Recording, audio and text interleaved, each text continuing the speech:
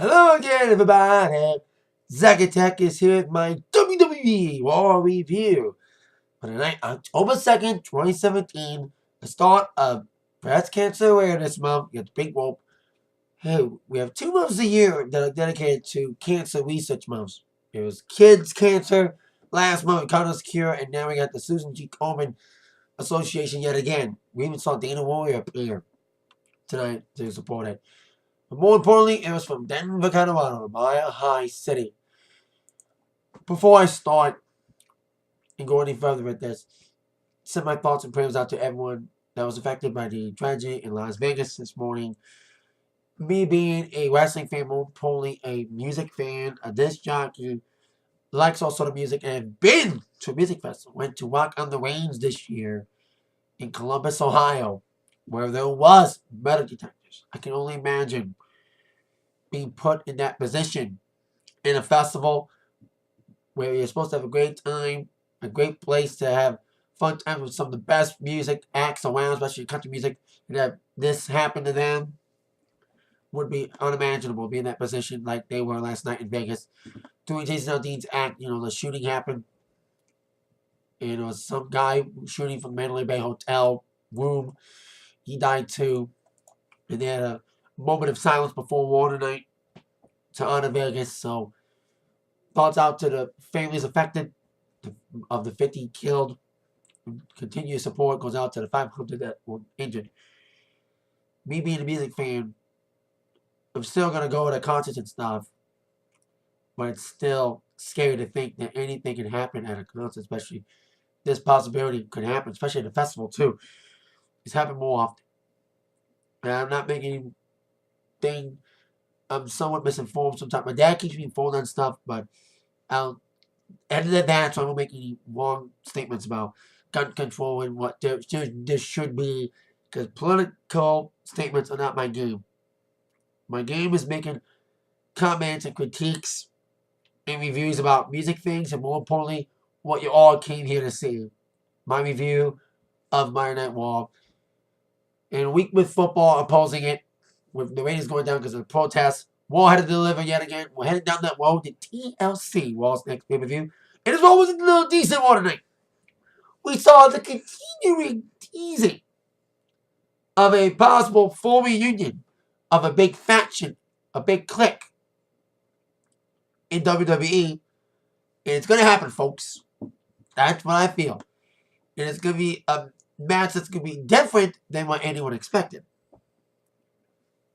One person that many people thought would be going up against a certain faction in a match that possibly TLC may have some new guys to team up with and not his own entourage, if you know what I mean.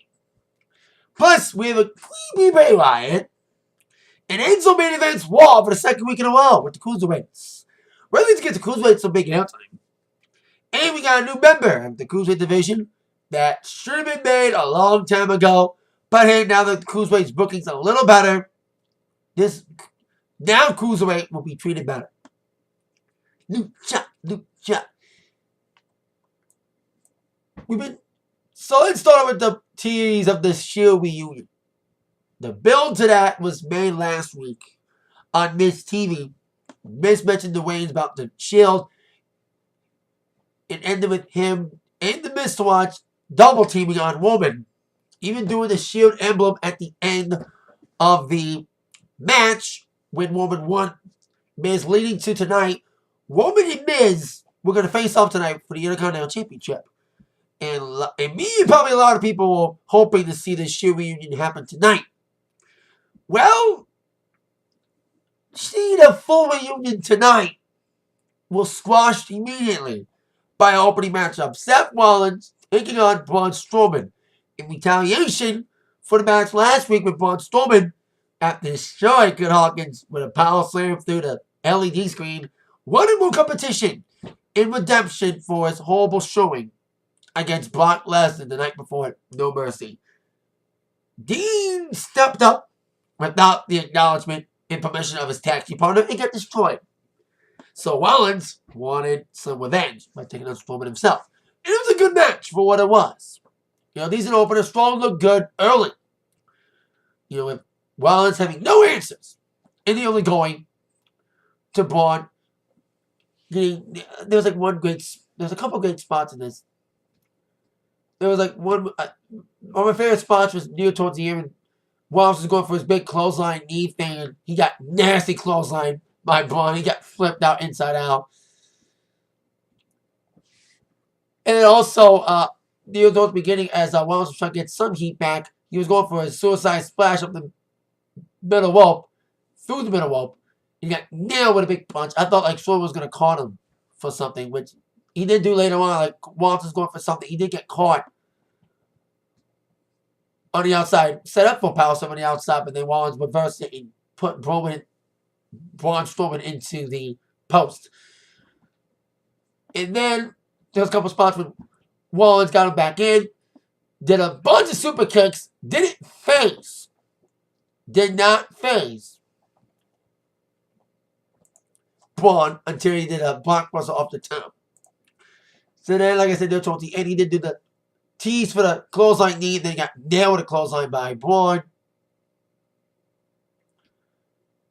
That got led to the power slam and the victory for Braun Strowman. I'm happy that Braun got a clean win 2 weeks in a row, especially against both members of the Raw Tag Team Champions. Interesting. But Braun wasn't done yet. He did another power slam on the Rollins. And then, why not cue? Here comes Rollins Tag Team Championship partner, Dean Ambrose for the rescue. Just basically got on top of Braun and got flicked off immediately. That was kind of funny. And then Braun destroyed Ambrose as well, delivering a power slam from Braun onto Ambrose. It went insult to injury with the tag team champions both down from Strowman to pick up the scraps. Here comes Sheamus and Cesaro. Cesaro's wearing a mouthpiece to not show his crooked teeth. They made a t-shirt. Fifth of that. Like Swiss Superman with the teeth. It's Cesaro. It's a real shirt, people. Look for it on WWEshop.com. Anyway, they picked up the scraps. We got a neutralizer from Cesaro. Ambrose and Rollins got Bro kicked. So we squashed the Sheild reunion for tonight.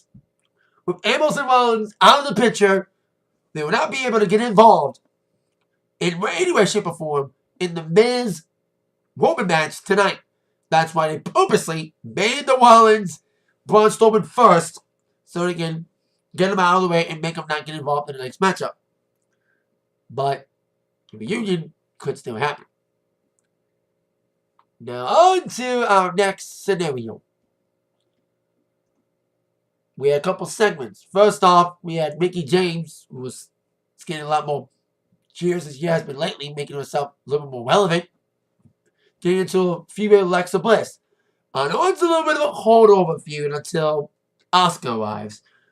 And she wanted a piece of Bliss. But instead, she got a little teasing from Emma and Alicia Fox backstage,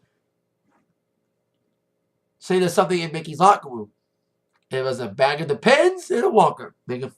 Once again with the old lady jokes that Bliss was nailing onto Mickey last week. Mickey went straight to Bliss's locker room. Wanted Bliss tonight, but she got Nia Jax instead. Before we get to that match, we got Elias. I've said in the last couple weeks, his gimmick is looking a lot better in the main roster than in NXT. He's got a lot of heat tonight in Denver as he would take on Titus O'Neil, stemming from his little mini feud with Titus Worldwide. First, he took and defeated Apollo Crews not once but twice in a week at the No Mercy pre-show and Raw last week, while attacking Titus O'Neil.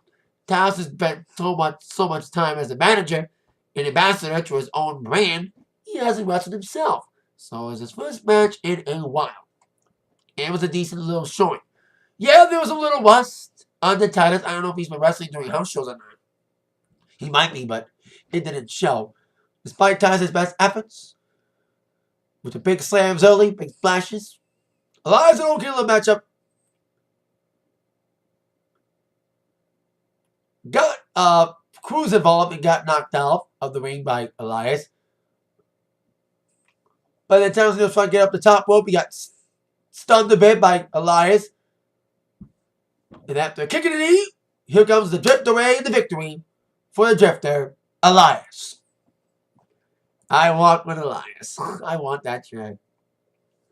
Too bad he's not going to be on pay-per-view Sunday. Going to Hell in a Cell on Sunday in Detroit. I'll tell you a little about that at the end of the video. A little further elaboration. So there you go. Elias needs some more better feuding, but hopefully his Titus feud's over. But hey, if they're going to drag out the Finn Bray feud, they're going to drag this feud out too. But at least we were groaning last week about the Bray Finn Balor feud continuing. But there's a new element that's been added that's making it a little bit more interesting. It makes us go from, okay. But now the match, like I said, that got set up for the backstage segment I just mentioned. Mickie James against Nia Jax. Apparently Nia Jax and Bliss are still friends. They call them frenemies. That's what they call them. Of course, Tom Phillips, need to mention this. Forgot to mention this in the beginning. Tom Phillips is filling in for Michael Cole tonight. Michael Cole missed War for the first time in a long time. It was cool seeing Phillips on there. Although he's standing here Booker T. Anywho, Mickie had a good little match from there. You know, I mean, it was a big offense, but the big, strong power of Nia was really dominant early on. Throwing around James like a Barbie doll, flashing into the corner. Bliss was at ringside watching this. But after Nia Jax missed the opportunity to go in for the kill, Mickie came in with some big moves, including some kicks to the head. As she got Jax for the DDT. I kind of fell asleep during this match. I've had a long weekend DJing, so I kind of fell asleep during this match. I did see a little bit of it, and it was decent. Mickie did well to carry Nia and not get hurt by Nia, because Nia legitimately hurts people. Just ask Bayley. But then we go when Nia Jax almost got pinned by Mickie, and Alexa Bliss came in for the save for the first of two screwy endings this evening. As Bliss was taking out Mickie on the outside, Mickie James delivered a big mid kick to Bliss, laying her out and being rewarded later on backstage by Kurt Angle with a women's title match at TLC against Bliss. Will it be a stipulation? Because we always get like a tables match, a ladder match, a chairs match, and a TLC match. Or what the TLC match is going to be, since we don't have a Universal title match? Because Lesnar's not going to be on Raw for a while, for what we're hearing.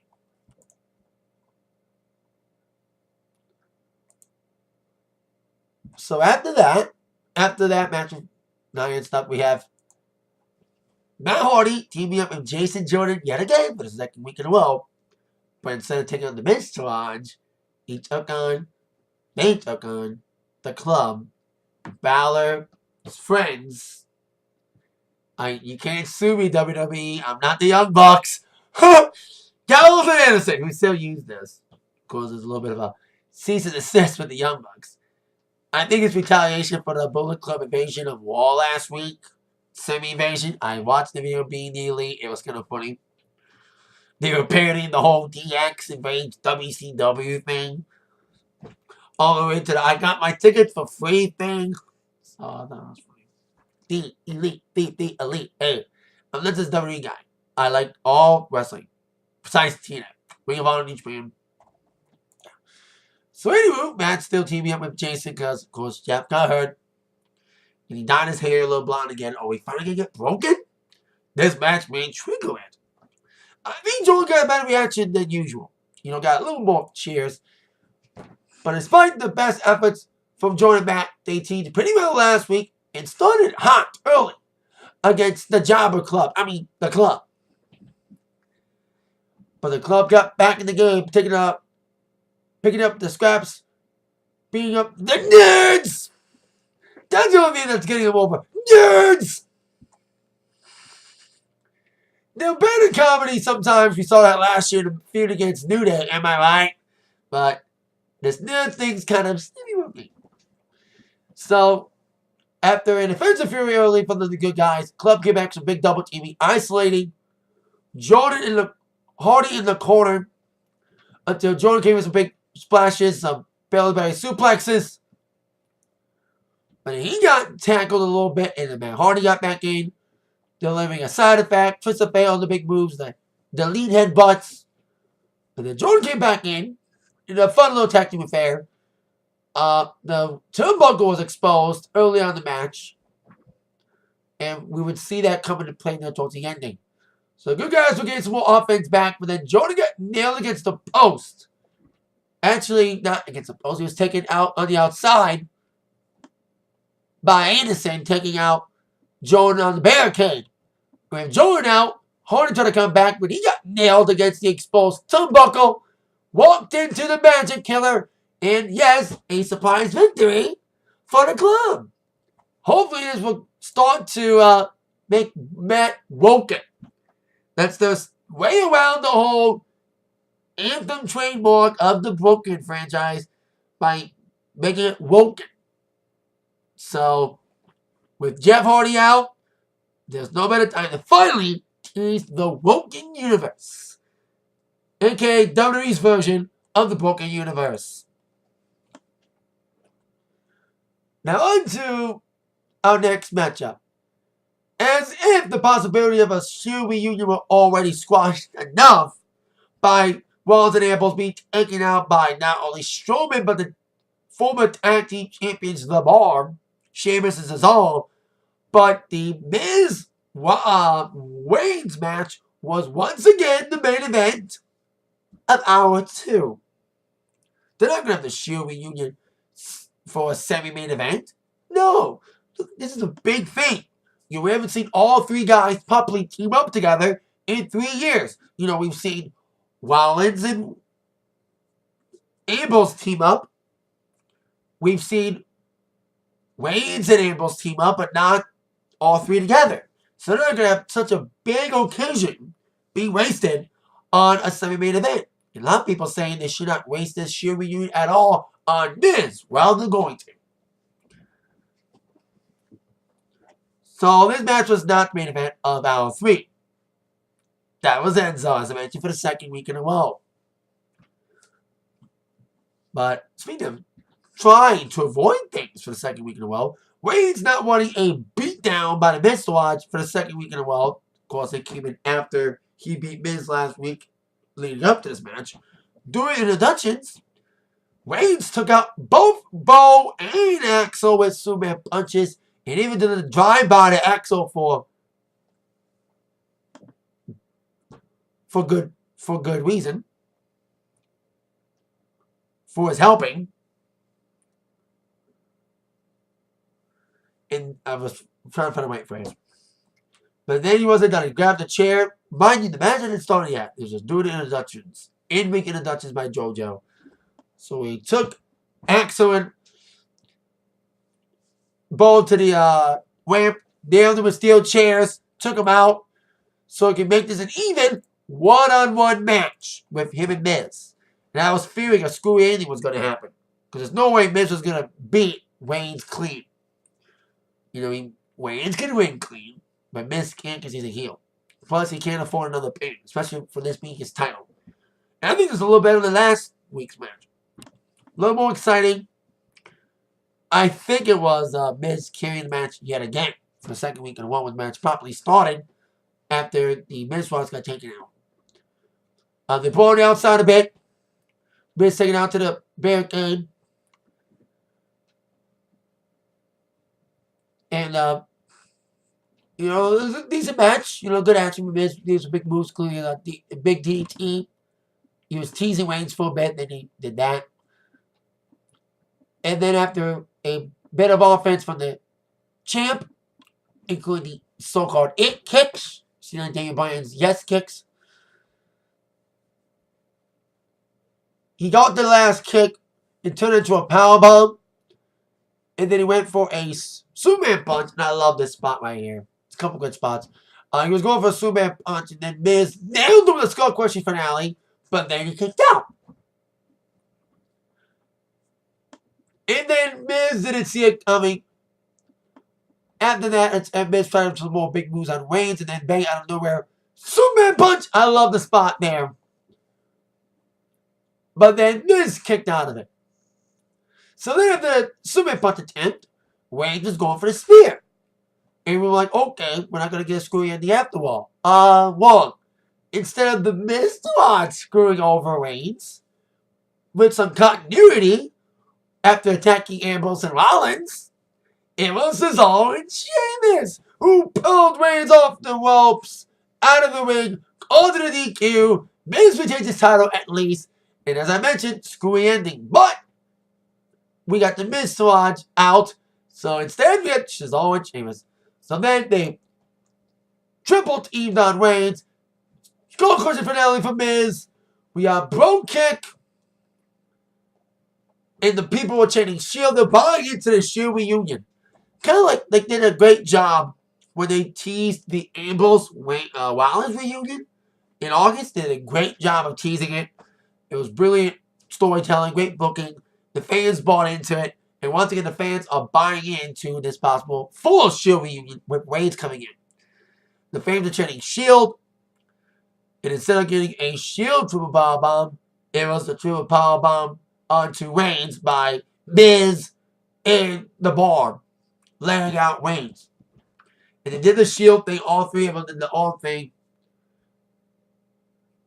So there you go. We didn't see the reunion tonight in ring, but we will see by the end of the evening.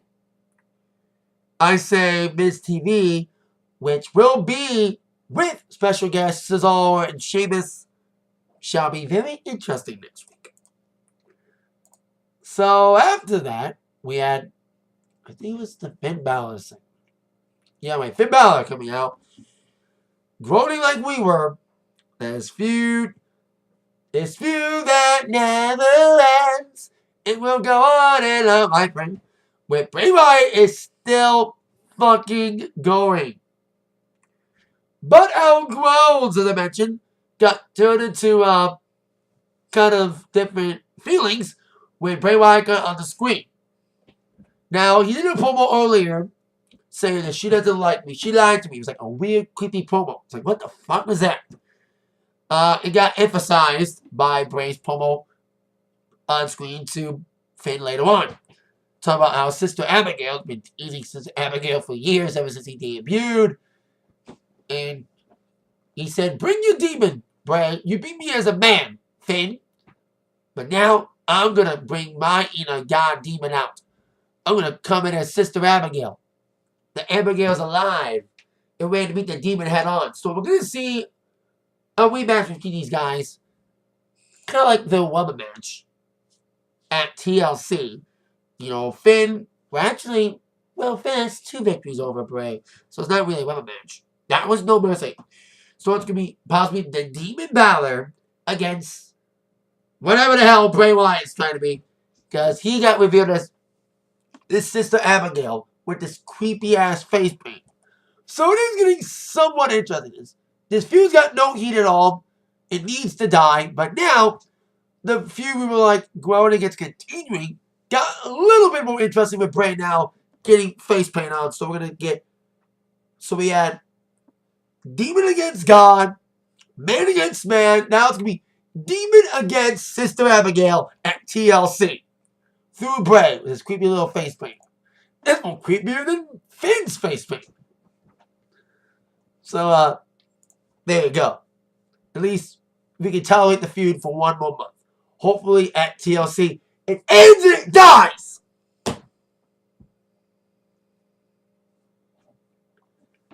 Anywho, we have almost the same order from last week for the last 2 segments.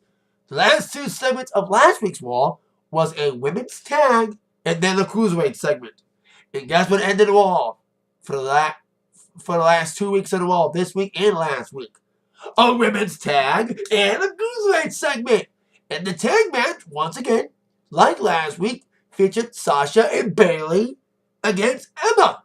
But instead of Nia Jax and Emma, it was Alicia Fox and Emma. I think this is WWE's way of repaying Alicia Fox for her comments on a recent podcast, saying that her career has been embarrassing. I didn't read the whole thing. I just saw the headline earlier today. Alicia's somewhat trying to make up to Fox by putting her in this match. Well, so much for making up. So the so-called best friends, which needs a heel turn soon from Sasha, got the offensive early in this decent little tag team matchup. Time for more about storyline development. Matches were just decent. Miz and Reigns was decent. It's probably the best match of the night was those two.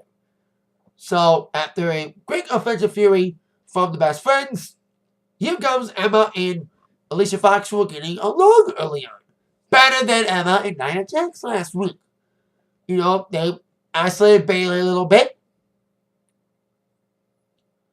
Until Banks and Alicia Fox reignited their feud, their silly feud from this past spring with a little cat fight. You know, making us wanting to forget that feud. At least it brought some heart to 205 Live till Enzo'S came in. Because Sasha was on there for a bit, teaming up with Witch Swan against Alicia Fox, when she was still with Noam Dar. Anywho, after that, Bayley got back in. After some work done by Sasha with some double stumps, she got some big moves Bayley did on Alicia Fox. But at one point, Alicia Fox got inadvertently nailed onto Emma on the apron, knocking her off.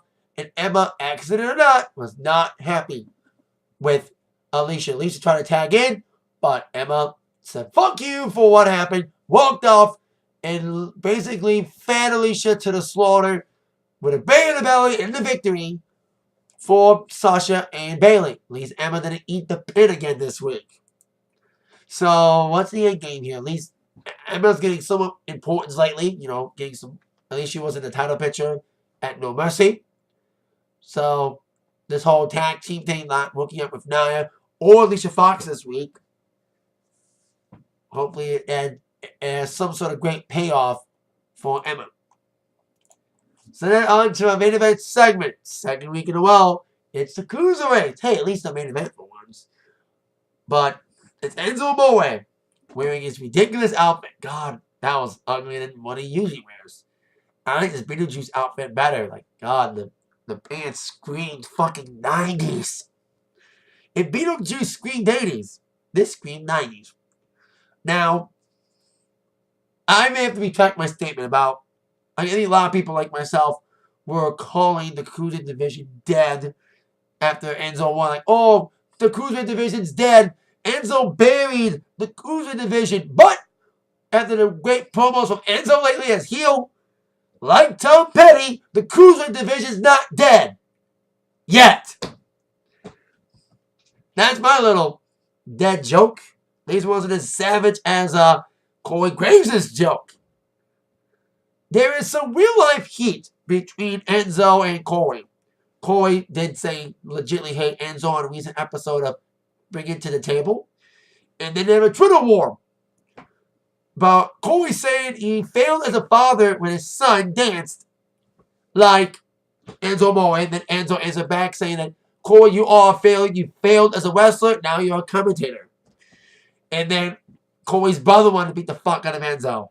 So Corey got a little jab in to Enzo as he walked out to the ring, saying that I hope he has the same ski instructor as that Bono guy.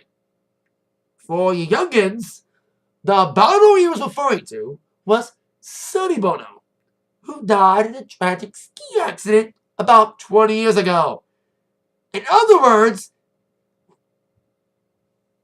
basically, Corey Graves wished a ski death on Enzo. Burning Savage! Wow. No, it wasn't a savage joke. It was a 20-year-old joke. But that's Corey Graves for it. Wow. He said Bono. I thought he meant Bone. Like Bono. He said Bono. Then it hit me. Wow. A Sonny Bono joke. Wow. In this day and age, too. So after that savage bit from Corey, Enzo went savage. Say that he makes moolah. He is money. He is the reason why the Cruiserweights are relevant again. Instead of being cookie cutter, guess what? They are cookie cutter because they have no character development. That's why the Cruiserweights have been failing until Enzo came in. He's the only reason why the Cruiserweights are not only taken seriously again, but also The reason why he and the Cruiserweights, more importantly, are the main event again for 2 weeks in a row. Talk a little smack talk of Skywalker, as Enzo would say.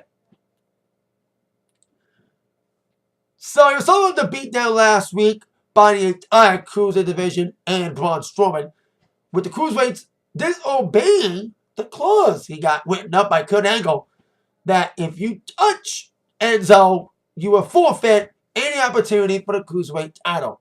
He did one better tonight. He got another clause by the WWE Board of Directors, saying that if any Cruiserweight touches him now, they will not only forfeit any future opportunities for a championship, they will get no future opportunities for championships because they'll be fired on the spot. So then the entire division came out, and Enzo kept teasing him like, you can't touch me, and went to every one of them, dissing him. The Savages ones, I remember calling Mustafa Ali Mufasa with a Lion King joke. And I did like his one thing, saying that the Cruiserweight, no one gives a fuck about them, basically, which was true. No one gave a fuck about Cruiserweights till Enzo came in. Enzo brought the noise. Now he's a Public Enemy? Points for the Public Enemy reference. I'm a big PE fan. So when the Cruiserweight came out, like I said, dissed everybody, starting with Mufasa Ali, and then went up to Drew Gulak saying, I'm glad you're wearing a suit, Drew, because if you touch me, you'd be in a commentator desk with Corey Graves. Burn. So the real life he's dragging over here. They said that with Swan, with your MC Hammer pants, you can't touch this. You know, making these like he's wearing 90s pants. What the hell? He's making 90s references. Sonny Bono was 90s reference by Corey, and then Enzo mentioned Lion King and MC Hammer. And then he made fun of Cedric, like a medium or something about his shirt being too small. Talk about TJP saying, I got more hair on my chest than you do on your face.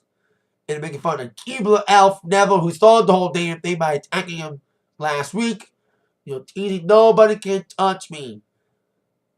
And then Kurt Angle came out saying that, yes, that clause, both clauses, of not being able to touch you at all and forfeiting any opportunities at a title match against you or getting fired as well, both those clauses still apply to the Cruiserweights.